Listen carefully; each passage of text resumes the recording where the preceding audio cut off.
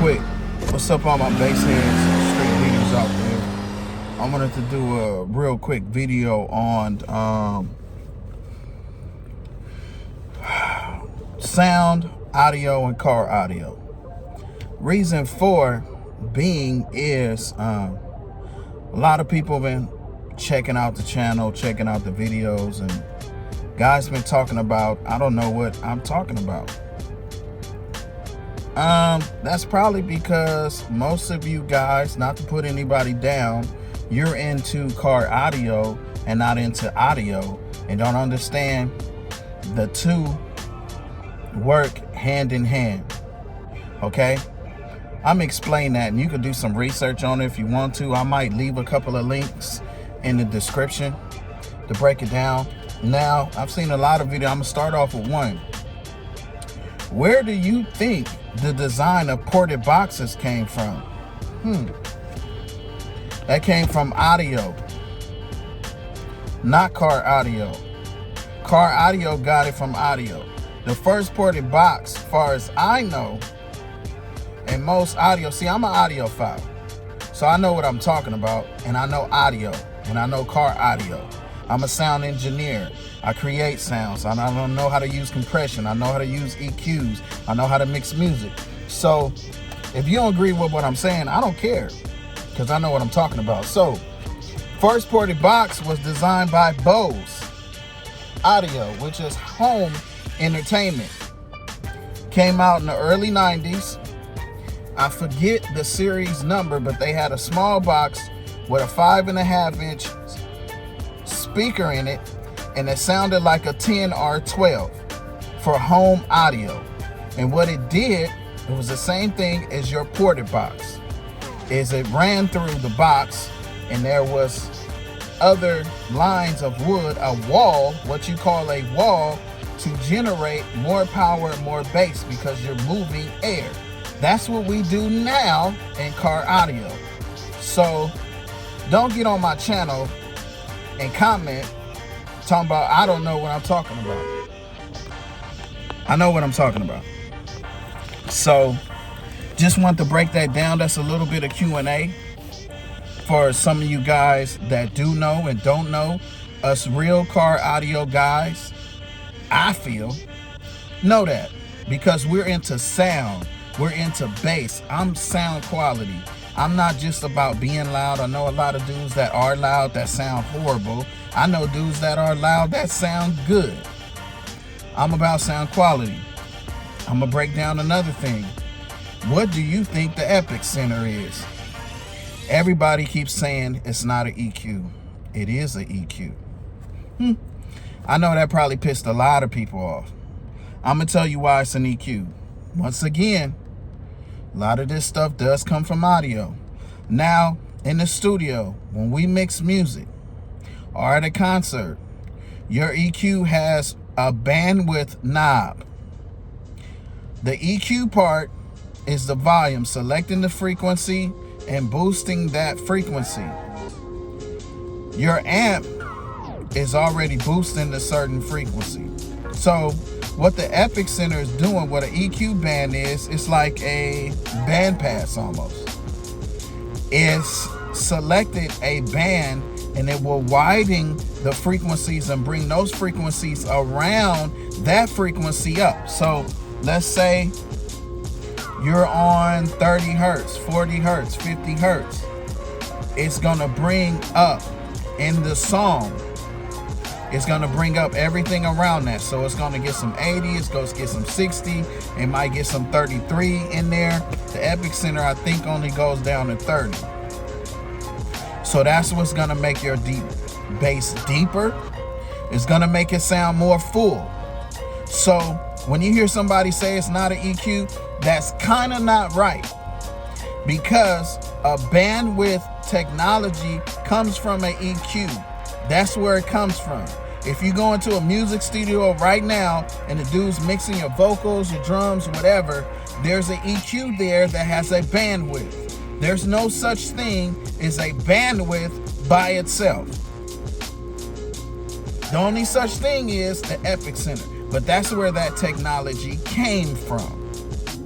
So My channel is about teaching, helping, because you got a lot of people out here that lie. It's a lot of dudes probably riding around right now. You went and bought you a prefab box. Happened to me. Dude told me it was tuned to 35 hertz. No, he told me 34. It's not. It's tuned to 40 hertz. That was a total lie. If you don't know what you're talking about in this car audio stuff, you're going to spend more money and people are going to lie to you. A lot of people come in and leave comments on my channel because they don't believe what I'm saying because somebody lied to you. And they might be just telling you what they know. I've done the research. Everything I talk about, I've done the research. I've tested it in my own car. I've tested it in a few other people's cars.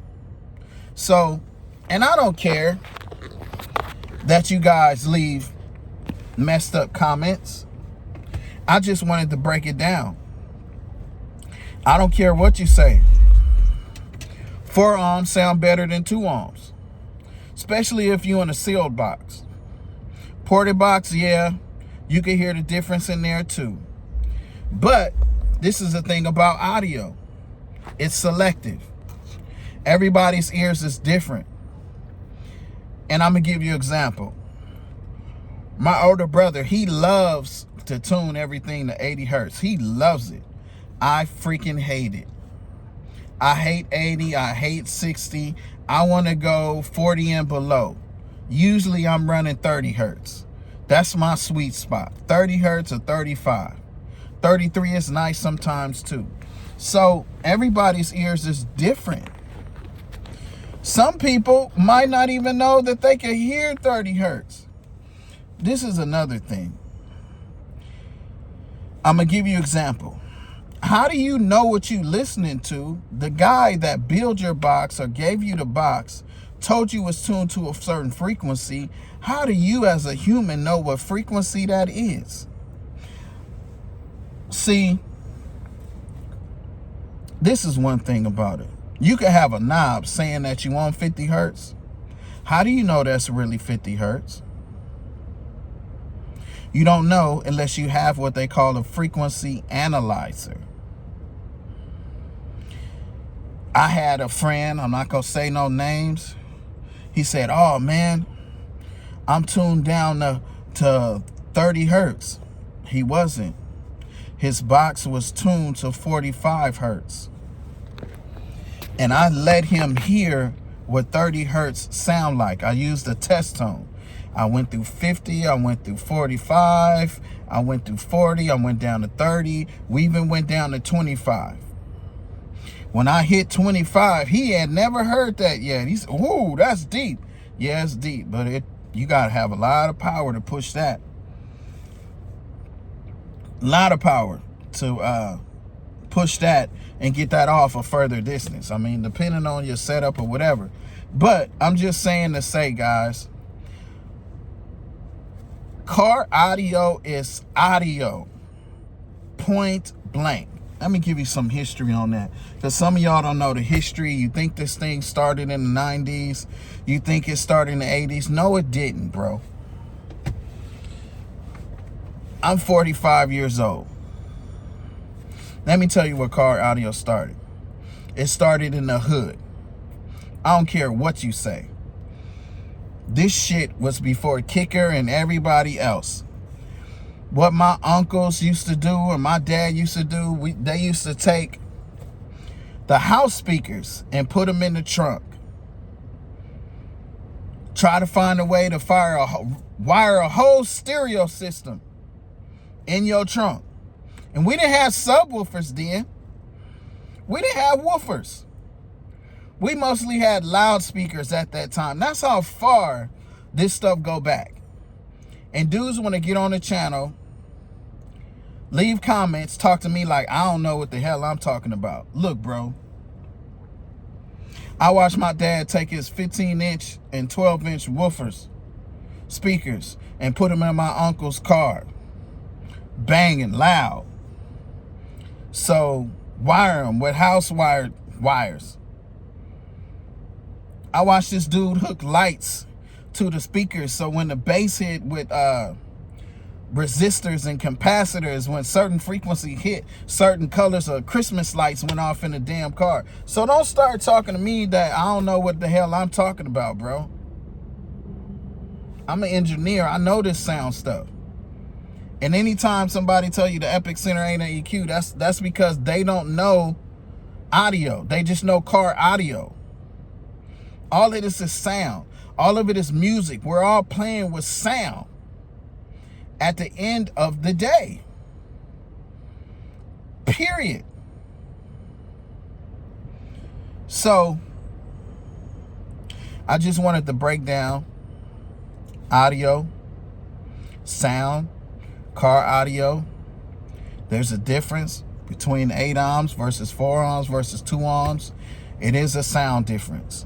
Now, if you playing your music as loud and you blasting your speaker as far as it could go, your sub, you playing it at its max pretty much and pushing a whole bunch, it's all gonna sound the same after you get so loud, technically and in your ears.